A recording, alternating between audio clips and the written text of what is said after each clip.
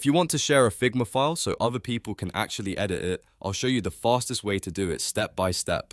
This is really useful when you're collaborating with a team, sending a design to a client, or working with a developer who needs access to make changes directly in the file. And if this video helps you out, make sure to hit like and subscribe for more simple tutorials like this. Alright, let's jump right in. First, open the Figma file that you want to share. Make sure you're in the correct design file before you send anything out, because once access is granted, other people will be able to open and edit that file depending on the permissions you choose.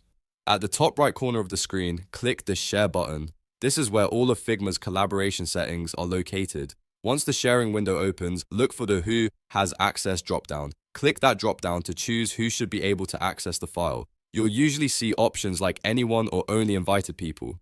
If you choose anyone, then the file can be accessed more broadly using the link, which is helpful when you want fast collaboration. If you choose only invited people, then only the specific people you invite will be able to open the file, which gives you more control over who can see and edit your work. Now, under what they can do, select Edit. This is the most important part if you want others to make changes to the file. If you leave it on View or Comment, they won't be able to edit anything, so make sure Edit is selected before you continue. After that, click Save to confirm the access settings. This applies the permission level you just chose so the file is ready to be shared with editing access. If you want to invite people directly, enter the email addresses of the recipients into the invite field. Add each person you want to collaborate with, then click Invite.